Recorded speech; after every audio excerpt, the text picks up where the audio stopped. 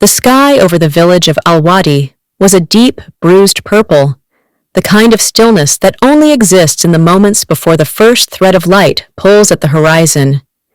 In a small, modest house at the edge of the date groves, Yusuf awoke. He didn't reach for his phone or dive into the anxieties of the coming day. Instead, his first breath was an affirmation.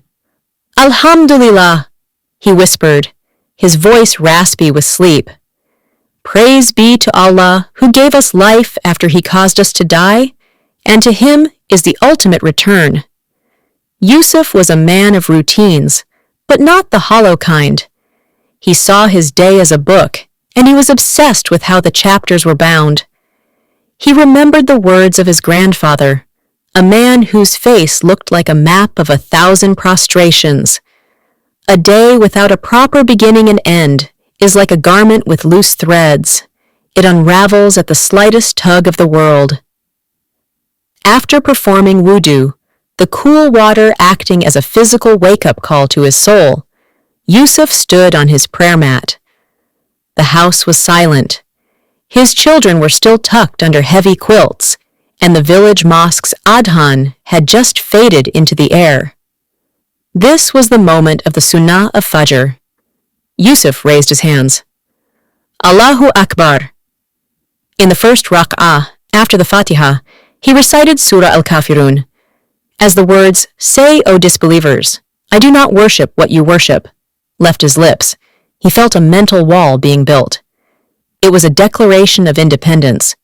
He was telling the world, and the distractions of his own ego, that for the next 15 hours, he would not be a slave to his bank account, his reputation, or his fears.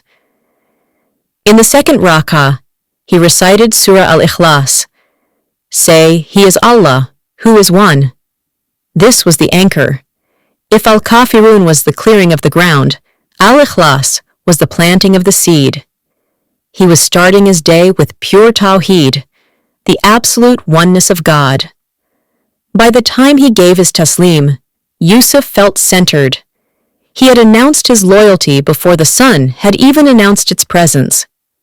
The day in Al-Wadi was never quiet for long. Yusuf worked as a carpenter and a mediator for local disputes. By 10 a.m., the theater of life was in full swing. "Yusuf, the cedar wood hasn't arrived, and the contractor is threatening to dock our pay," his apprentice, Omar, shouted over the whine of a saw. Minutes later, a neighbor arrived, red-faced and shouting about a property line that had been moved 6 inches to the left.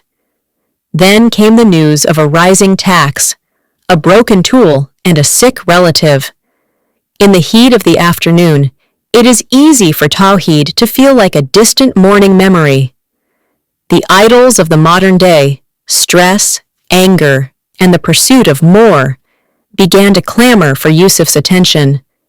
He felt his pulse quicken. He felt the urge to snap at Omar, to argue with the neighbor, to worry about the money. But then the Dur Adhan climbed into the sky. Yusuf stopped. He wiped the sawdust from his brow. He remembered the morning's recitation.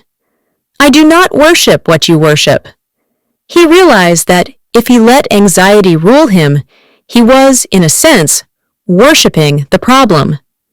He took a breath, centered his heart on the one who controls the provision and the cedar wood, and found a calm that baffled his apprentice. The sun eventually dipped below the groves, leaving a trail of orange and gold that mirrored the purple of the morning. Yusuf's bones ached. The day had been long, filled with small victories and several frustrations. The house was quiet again. The dinner dishes were cleared, the children were asleep, and the flickering lamp on his desk cast long shadows. This was the most dangerous time of the day, the time when the mind wanders into what-ifs and if-onlys, the time when the ego tries to take credit for the day's successes or despairs over its failures. Yusuf stood for the Witr prayer. This was the final binding of his book. He moved through the Isha prayer and then stood for the odd-numbered units of Witr. Just as he had done in the pre-dawn darkness, he returned to the two pillars. In the final stages of his Witr, he recited Surah Al-Kaafiroon. It felt different now. In the morning, it was a shield against the coming day. Now, at night, it was a cleansing. He was stripping away the attachments he had formed during the day. He was telling the world, "Whatever I chased today, whatever I feared today, you are not my God. I return to the One." Then came Surah Al-Ikhlas. Allah, the Eternal Refuge. He neither begets nor is born, nor is there to him any equivalent. As Yusuf bowed his head, he felt the immense weight of the day lift. The business deals, the property disputes, the broken tools, they all shrank in the face of Al-Samad, the Eternal Refuge. He was ending his day exactly where he began, with Tawheed. Yusuf sat on his mat for a few moments after the prayer. He realized that life is essentially a series of circles. We come from Allah, and we return to Him.